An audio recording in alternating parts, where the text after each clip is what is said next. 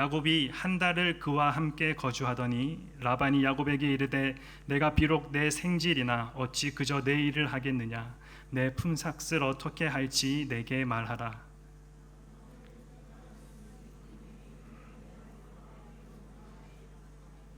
레아는 시력이 약하고 라헬은 곱고 아리따우니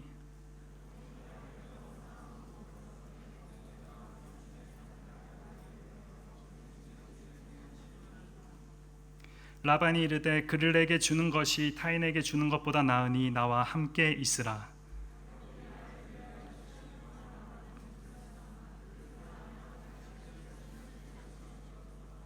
야곱이 라반에게 이르되 내 기한이 찼으니 내 아내를 내게 주소서. 내가 그에게 들어가겠나이다. 저녁에 그의 딸 레아를 야곱에게로 데려가매 야곱이 그에게로 들어가니라.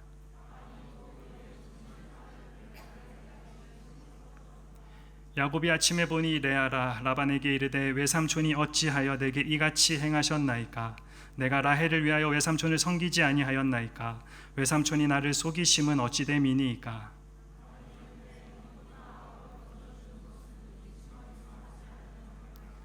이를 위하여 7일을 채우라. 우리가 그도 내게 주리니 내가 또 나를 7년 동안 섬길지니라.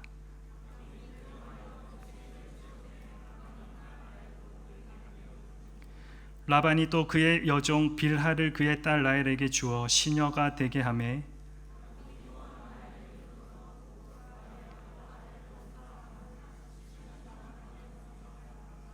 아멘. 우린 계속해서 창세기를 살펴보고 있습니다. 이제 오늘 창세기하고 다음 주에 한 번 더 하면 창세기는 이제 끝나게 됩니다. 창세기 29장과 30장 이 두 장은 적혀 있는 글자로만 보면 얼마 안 되어 보이지만 적어도 이것은 야곱의 인생 20년의 세월을 압축하여 요약하고 기록하고 있습니다. 한 여인을 얻는데 들인 시간 14년, 그리고 외삼촌의 양을 돌보느라고 6년이라는 시간을 더 보냈습니다. 야곱이 77세에 하란을 향하여 출발했으니 97세에 하란에서, 97세까지 하란에서 보낸 것이 됩니다. 인간적으로 생각하면 이 야곱의 이 20년 동안의 하란 생활은 어떻게 보면 조금은 무의미하게 보입니다. 그러나 이 시간 동안 하나님께서는 야곱을 하나님의 사람으로 다듬어 가고 계셨습니다. 야곱이 그토록 집요하게 구한 것은 장자권의 축복이었습니다. 야곱은 장자권에 하나님의 복이 있다라고 믿었습니다. 수단과 방법을 가리지 않고 장자권만 가지면 모든 복들이 자기에게 올 줄 알고 장자권을 얻기 위해 몸부림을 쳤습니다. 그래서 형으로부터 팥죽 한 그릇에 장자권을 샀고 또 아버지까지 속여서 축복 기도도 가로챘습니다. 그런데 그 이후 야곱의 삶은 어떻게 되었습니까? 복만 받을 줄 알았는데 더 어려움을 겪게 됩니다. 왜 이런 일이 일어났을까요? 하나님의 목표와 야곱의 목표에 차이가 있었기 때문입니다. 야곱의 목표는 장자권 그 자체였기에 그것만 가지면 다 되는 줄 알았지만 하나님의 목표는 야곱이 먼저 하나님의 사람으로 준비되어 가는 것이었습니다. 야곱이 이스라엘의 족장으로서 또 축복을 이어가는 장자로서 세워지기까지 훈련이 필요했다라는 것입니다.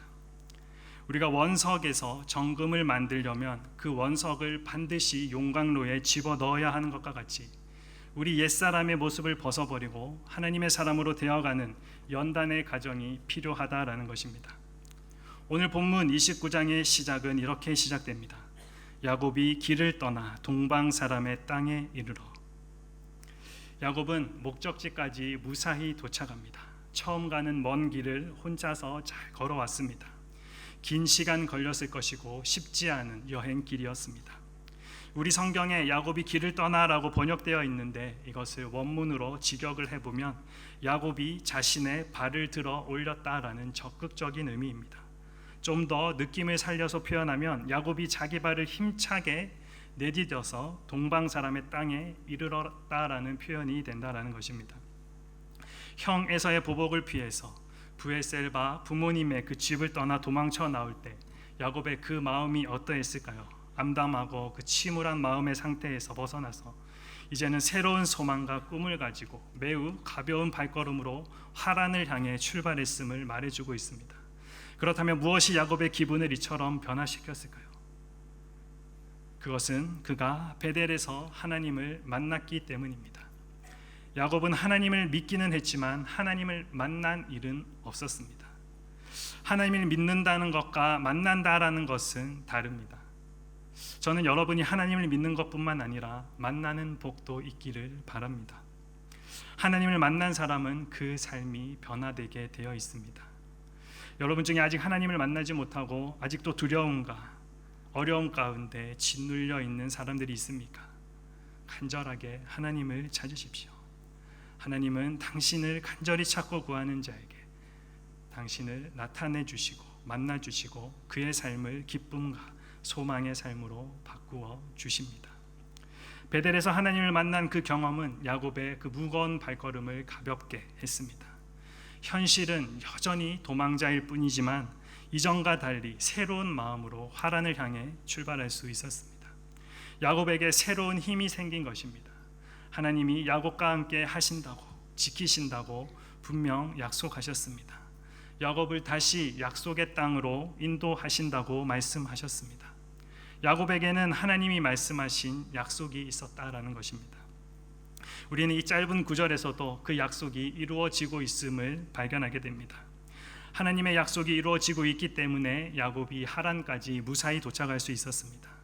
그리고 하란에 도착한 야곱은 어렵지 않게 앞으로 자기의 아내가 될 라헬과 그리고 외삼촌 라반을 만나게 됩니다. 당시에 여자가 양을 치는 것이 일반적인 일은 아니었습니다. 또한 7절 말씀에서처럼 라헬이 우물을 찾아온 때는 목자들이 우물에 모이는 시간도 아니었습니다. 그럼에도 양떼에게 물을 먹이기 위해 양떼를 몰고 나온 라헬과 야곱이 만나는 장면은 마치 서로가 미리 만날 것을 약속이나 한 것처럼 매우 순조롭게 진행되고 있습니다. 그리고 우리가 우물과 함께 또 한 장면을 머릿속에 떠올릴 수 있습니다. 그것은 바로 한 세기 전에 100년 전에 아브라함의 종이 아들 이삭의 아내를 구하기 위해 왔다가 리브가를 만났던 장면입니다. 그때에도 배경이 우물이었습니다. 하나님께서 아브라함의 종을 리브가에게로 인도하셨던 것처럼 지금은 야곱을 라헬에게로 인도하고 계시다라는 것입니다. 이렇게 볼 때 한 세기의 시간 차이를 두고 발생한 이 두 사건은 결코 우연에 의해 발생한 사건이라고 볼 수 없습니다. 이것은 인류의 구원이라는 하나님의 원대한 뜻을 이루시기 위해 보이지 않는 손길로 그들을 이끄신 하나님의 섭리의 결과였다라는 것입니다.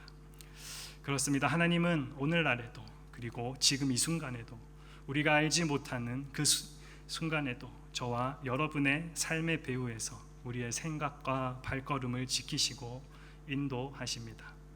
우리가 온전한 구원에 이를 수 있도록 그 매 순간을 간섭하시고 하나님의 뜻에 맞추어 우리의 걸음을 인도해 가고 있음을 우리는 분명히 기억해야 합니다. 11절에 이 사실을 깨달은 야곱의 모습이 나옵니다. 소리내어 울었다. 야곱이 왜 울었을까요? 이것은 슬픔의 눈물이 아닙니다. 억울해서 흘린 눈물이 아닙니다. 이것은 무려 800km, 약 걸어서 한 달 동안 걸리는 그 거리를 여행하는 동안에 자신을 변함없이 보호해 주신 하나님의 도우심에 감격했기 때문입니다.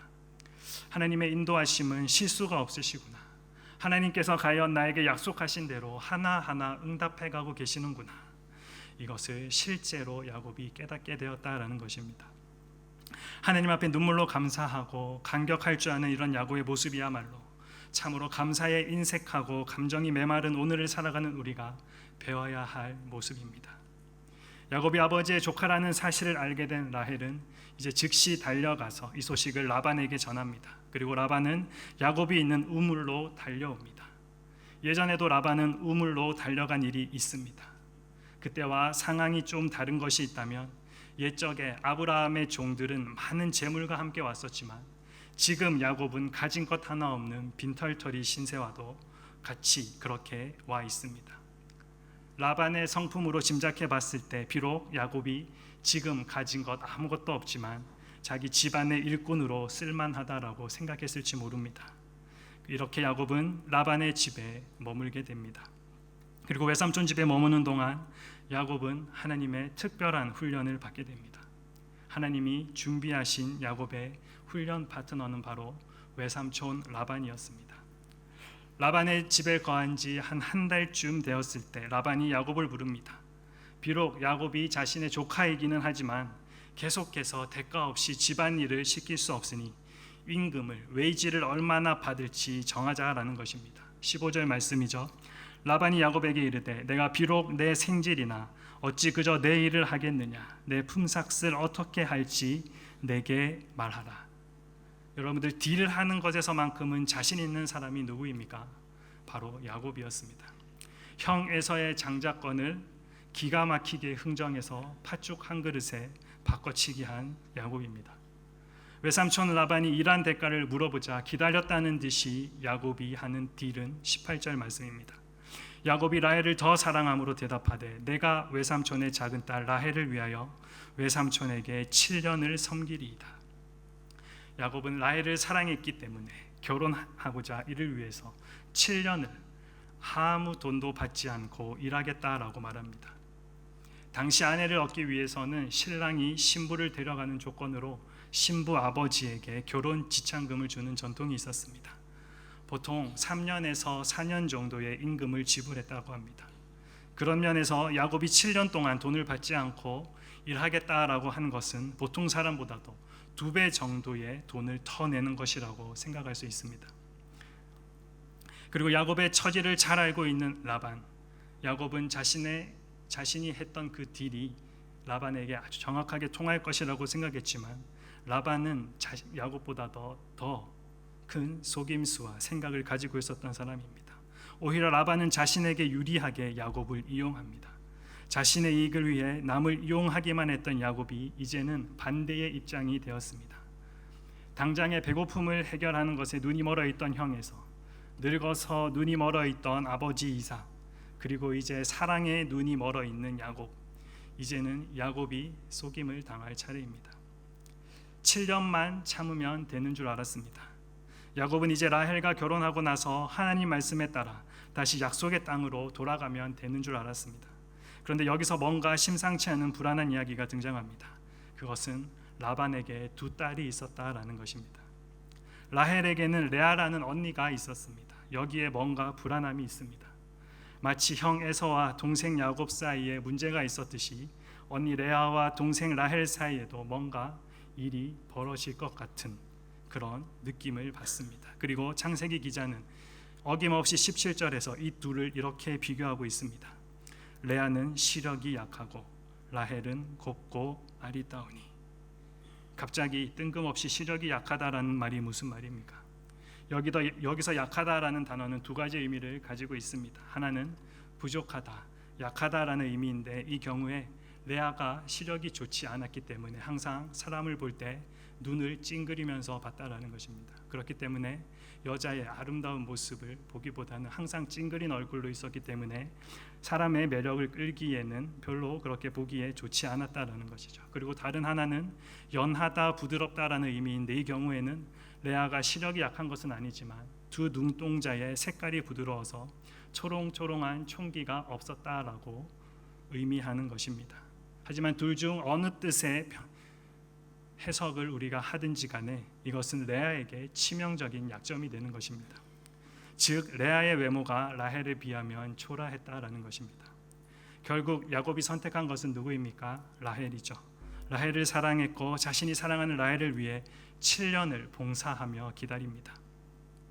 사랑에 빠지면 무언가 알 수 없는 힘이 솟아나는 것 같습니다. 야곱은 7년을 오늘 성경의 표현대로 단지 며칠같이 여겼고 드디어 약속된 날이 다가왔습니다. 라헬을 아내로 맞이하는 날이 드디어 다가온 것입니다. 이제 야곱의 장인이 된 라반은 동네 사람들을 불러다가 잔치를 베풉니다. 그리고 밤이 되어서 그의 딸을 야곱에게 보냅니다. 그런데 문제가 일어납니다. 그 딸이 라헬이 아닌 레아였다라는 것입니다.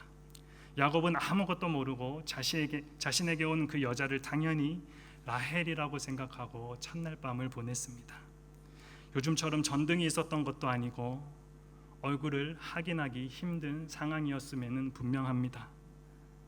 그렇게 밤이 지나고 아침이 됩니다. 야곱에게 그 어떤 아침보다도 설레이는 아침이지 않겠습니까? 한 가요의 노래 가사와 같이 내가 아침에 눈을 뜰 때 볼 수 있는 사람이 참 너였으면 좋겠다라는 그런 설레이는 마음을 가지고 눈을 떠보니까 믿을 수 없는 일이 일어났습니다. 야곱의 옆에 있는 사람은 라헬이 아니라 누구였습니까? 바로 레아였습니다. 야곱의 입장에서는 얼마나 놀랐겠습니까? 얼마나 황당했겠습니까? 또 얼마나 화가 났겠습니까? 야곱은 라헬을 사랑했기에 7년 동안 일하면서 이 날을 기다려왔습니다. 하지만 한순간에 그동안의 모든 노력과 기다림이 헛수고가 되었다라는 것입니다. 화가 난 야곱이 라반에게 따져서 묻습니다. 25절 말씀이죠. 야곱이 아침에 보니 레아라 라반에게 이르되 외삼촌이 어찌하여 내게 이같이 행하셨나이까? 내가 라헬을 위하여 외삼촌을 섬기지 아니하였나이까? 외삼촌이 나를 속이심은 어찌 됨이니까? 여러분, 야곱의 하는 말을 다시 한번 보십시오. 뭐라고 이야기합니까? 나를 속이시면 어떡합니까? 야곱은 자신이 이런 말을 하게 될지 꿈에도 생각하지 못했을 것입니다. 속이는 자 야곱이 속임을 당했습니다. 눈이 어두운 아버지를 속였던 야곱이 어두운 밤에 속임을 당합니다. 자신이 했던 대로 눈이 어두워서 앞을 못 보는 아버지 이삭을 속였던 그 방법대로 똑같이 자기가 당했다라는 것입니다. 야곱이 분노하고 있는 라반의 행동은 자기가 얼마 전에 했던 행동의 완벽한 재현이었습니다. 이에 대해서 라반이 대답하죠. 26절과 27절 말씀 우리 다 같이 한번 읽어볼까요? 라반이 이르되 언니보다 아우를 먼저 주는 것은 우리 지방에서 하지 아니하는 바이라. 이를 위하여 7일을 채우라. 우리가 그도 내게 주리니 내가 또 나를 7년 동안 섬길지니라. 라반은 언니가 결혼하기 전에 동생을 보낼 수 없다는 그 지역의 전통을 말하면서 야곱에게 7년을 더 일할 것을 요구합니다. 라반의 말이 사실이라면, 정말 그 지역의 전통이 그러했다면 여러분, 라반은 처음부터 그 사실을 야곱에게 이야기했었어야 했습니다. 7년 동안 아무런 말이 없다가 이제 와서 이런 전통이 있으니까 어쩔 수 없다라는 것은 말이 되지 않는 것입니다. 하지만 야곱의 그 항의는 아무 소용이 없습니다. 야곱은 약자의 위치에 있습니다. 쉽게 말하면 라반은 갑이고 야곱은 을입니다. 여러분, 갑과 을의 관계 잘 아시죠? 야곱은 을의 입장에 있기 때문에 선택의 여지가 없습니다. 씁쓸하지만 어쩔 수 없이 다시 7년 동안 라반을 위해 일하기로 선택합니다. 그것이 라헬을 얻을 수 있는 유일한 방법이었기 때문에 그렇습니다. 야곱은 이 일을 겪으면서 아마 생각했을 것입니다. 자신이 외삼촌 라반으로부터 속임을 당하면서 형 에서가 어떤 심정이었을지를 생각해 볼 수 있었을 것입니다. 이제 야곱은 7년을 더 봉사하면서 사랑하는 아내, 그리고 사랑하지 않는 아내와 함께 분열된 가정을 이끌게 됩니다. 또 다른 야곱의 가정에 어려움을 예고하고 있습니다. 그리고 이 불안함은 바로 현실로 다가옵니다. 이어지는 창세기 30장 1절에 보면 야곱의 가정에 이 두 아내의 끊임없는 질투가 시작됩니다. 자신들의 여종들까지 동원해서 아이 낳기 경쟁을 벌이고 있습니다. 서로 남편의 사랑을 독차지하기 위해서 경쟁적으로 자녀를 출산하고 있습니다. 8절에 보면 라헬의 의기양양한 모습이 나옵니다. 내가 형과 크게 경쟁하여 이겼다. 야곱이 이런 말을 들을 때 아마 깜짝 놀라지 않았을까요? 너무나 익숙한 말입니다. 형을 이겨야 된다. 형을 이겨야 된다. 야곱이 자기 아내 라헬이 형 레아를 이기려고 애쓰는 그 모습을 볼 때 마치 자기 자신을 보는 것과 같았을 것입니다.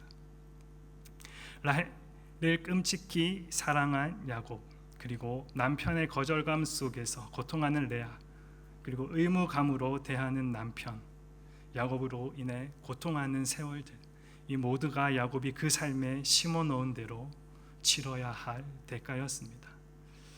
이런 삶은 야곱이 원했던 삶이 아니었습니다. 하지만 하나님은 이러한 사람들의 실수와 연약함까지도 하나님의 섭리를 통해 하나님의 뜻을 이루는 방법으로 사용하셔서 두 아내의 경쟁을 통해 얻은 12명의 자녀들이 이스라엘의 12지파의 시작을 이루게 하셨습니다.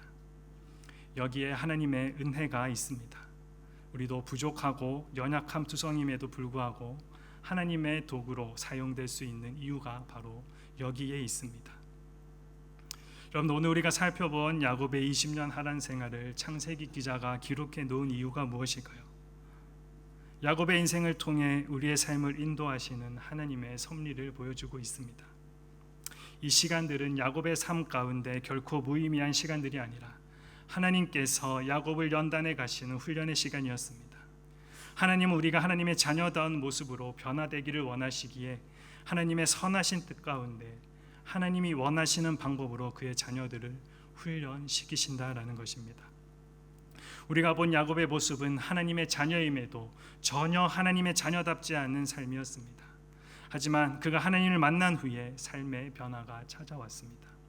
이제 모든 것을 다 내려놓고 누군가를 교묘하게 속이고 이용하는 자로서의 삶을 사는 것이 아니라 하나님의 은혜와 긍휼을 구하며 믿는 자의 모습으로 회복해 가고 있습니다. 하나님은 야곱을 인도하셔서 야곱의 입장에서 좋은 것을 주실 뿐만 아니라 야곱의 입장에서 좋지 않은 것도 허락하셨습니다. 그리고 그 모든 과정을 통해서 야곱을 훈련하시며 선하신 뜻을 이루어 가셨다라는 것입니다. 우리는 살면서 때로 함께하기 어려운 사람을 만나기도 합니다. 교활하고 적대적이고 거짓말 잘하고 경쟁적이고 인간적인 약점으로 가득한 사람과 함께해야 되는 경우도 있습니다. 그럴 때 우리는 나에게 주어진 상황을 불평하기 전에 내가 이 상황에서 무엇을 심으면 좋을까 생각할 필요가 있습니다. 그런 사람들은 하나님이 나를 훈련시켜가는 도구이기 때문에 그렇습니다. 우리가 늘 만나는 사람들은 일종의 거울 역할을 합니다. 그 사람들을 통해서 나의 부족함을 깨닫게 되고 나의 모습을 바로 볼 수 있기 때문입니다. 우리는 상대방의 잘못된 모습 속에서 나의 모습을 발견하기도 합니다. 하나님은 우리의 부족함을 단련시키기 위해서 우리 주변 사람들을 이용하신다라는 것입니다. 여러분들의 곁에 누가 그런 역할을 하는 사람인지 한번 생각해 보십시오. 떠오르는 사람이 있지 않습니까? 그 사람은 가족 중에 누군가가 될 수도 있습니다. 나의 배우자 또는 나의 자녀 또 내 부모님이 될 수도 있습니다. 아니면 학교에서 또 회사에서 모두가 싫어하는 누군가가 될 수도 있고 여러분들이 예배가 끝나고 모이는 목장 모임 안에 누군가가 될 수도 있습니다. 하지만 기억할 것은 그런 사람들이 나를 다듬어가는 기회가 된다라는 것입니다. 하나님은 우리 삶에서 깎여야 할 부분이 무엇인지를 누구보다도 잘 알고 계십니다. 누구에게나 그리고 우리에게는 깎여야 될 부분이 있습니다. 그것을 깎지 않으면 그것이 우리 삶의 걸림돌이 되기 때문에 그렇습니다. 그런데 삶의 고난이 우연히 찾아오는 것이 아닙니다. 하나님은 우리 삶의 다양한 시험들을 통해서 우리들을 다듬어 가고 계십니다. 우리 야고보서 1장 2절에서 4절 말씀 함께 읽어보도록 하겠습니다. 내 형제들아 너희가 여러 가지 시험을 만나거든 온전히 기쁘게 여기라. 이는 너희 믿음의 시련이 인내를 만들어내는 줄 너희가 알미라. 인내를 온전히 이루라. 이는 너희로 온전하고 구비하여 조금도 부족함이 없게 하려 함이라. 내가 다루기 힘들고 거부하고 싶은 여러 사람 그리고 상황을 만날지라도 온전히 기쁘게 여기라라고 이야기합니다. 왜 온전히 기쁘게 여기라라고 이야기합니까? 온전하고 구비하여서 조금도 부족함이 없게 하려 함이다라고 하나님께서 말씀하고 있습니다. 시험을 받을 때는 어렵고 이해도 잘 되지 않지만 지나고 나서 돌아보면 그것이 얼마나 은혜이고 축복이 되는지 모릅니다. 의미 없는 시험 없습니다. 뜻이 없는 고난 없습니다. 하나님은 지금도 필요하다면 우리의 곁에 라반과 같은 사람을 동원하십니다. 그리고 그것을 견뎌내면 라반은 더 이상 야곱을 괴롭히기만 하는 걸림돌이 아니라 야곱의 삶을 빛나게 하는 동력자가 되는 것입니다. 대체로 우리는 어려움이 생기면 다른 사람 탓을 합니다. 나는 전혀 문제가 없는데 저 인간 때문에 이렇게 되었다라고 울분을 터뜨리고 불행의 화살을 상대방에게 모두 다 돌립니다. 그런데 우리가 생각해야 할 사실은 사람들 중에는 누구도 내가 다른 사람에게 라반과 같은 역할을 한다고는 잘 생각하지 않습니다. 다른 사람이 나를 훈련시킨다고는 쉽게 생각하지만 내가 다른 사람을 훈련시킨다고는 잘 생각하지 않는다는 것입니다. 우리 모두는 기본적으로 나 중심적이고 이기적이기 때문에 그렇습니다. 내가 다른 사람에게 그런 역할을 하는 사람이 될 수 있습니다. 자기를 안다는 것, 자신에 대해 정직하게 해진다는 것은 생각보다 어려운 일입니다. 여러분들 자신을 한번 살펴보십시오. 나는 내 주변 사람들에게 어떤 영향을 주고 있는지 점검해 보십시오. 그리고 지금 나는 무엇을 심고 있는지, 그리고 무엇을 거두고 있는지, 그 과정에서 하나님이 나를 어떻게 다루고 계시는지 한번 생각해 보십시오. 변치 않는 진리, 변하지 않는 진리는 우리가 심은 것을 거둔다라는 사실입니다. 그런데 이것이 전부는 아닙니다. 왜냐하면 우리 삶에서 내가 심은 것만 거두는 것은 아니기 때문에 그렇습니다. 여러분은 어떻습니까? 지금까지 여러분들이 심은 것만 거두면서 살아왔습니까? 만약 내가 심은 것만 거둔다면 우리 삶에는 소망이 없습니다. 저와 여러분들이 심은 것 중에 선한 것이 얼마나 많이 있겠습니까? 이렇게 연약하고 부족한 우리에게 무엇을 기대할 수가 있겠습니까? 하지만 예수님이 자신의 생명을 심으셨습니다. 자신을 희생함으로 우리에게 생명의 열매를 허락하셨습니다. 우리는 우리가 심지도 않은 열매, 우리가 다 이해할 수 없는 열매를 얻게 하셨다라는 것입니다. 우리는 이것을 은혜라고 말합니다.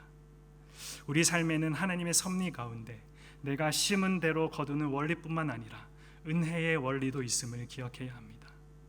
그렇기 때문에 우리가 스스로를 살피며 주의하며 우리가 수고할 수 있는 것입니다. 그렇기 때문에 주님을 닮으려고 노력할 수 있는 것입니다.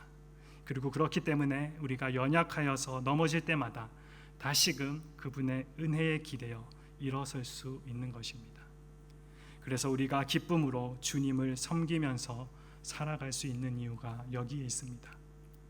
사랑하는 여러분, 우리 삶에 일어나는 그 어떤 일도 우리를 망하게 하는 일은 없습니다. 합력하여 선을 이루시고 우리를 성숙하게 하시는 하나님의 은혜의 손길을 바라보십시오.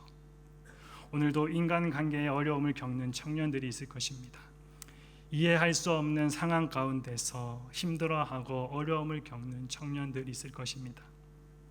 그 관계를 통해, 그 상황을 통해 하나님의 은혜로 나아갈 때 그 관계는, 그 상황은 내 삶의 축복이 되게 하시는 하나님의 은혜의 손길이 된다라는 것을 여러분들 기억하십시오. 아무리 우리의 아픔이 클지라도, 아무리 우리의 고통이 무거울지라도, 아무리 우리의 환경이 우리를 조이려 할지라도 우리를 가까이 부르시려는 하나님의 그 열망을 감당할 수 없습니다. 오히려 그 모든 장애물들은 우리로 하여금 하나님만을 바라보게 하는 표지판이 될 수 있습니다. 하나님의 은혜를 의지하십시오. 나를 부인하고 하나님의 뜻만 드러내고자 하는 삶을 여러분들 결단하십시오. 나를 죽이고 예수님만 나타나시도록 하는 삶을 결단하십시오. 저는 저와 여러분의 삶이 하나님의 그 역사에 쓰임받을 수 있는 모습으로 하나님의 자녀답게 훈련되어지고 준비되어 조금도 부족함이 없는 모습으로 아름답게 빚어지기를 기대하며 축복합니다. 우리 함께 찬양했으면 좋겠습니다.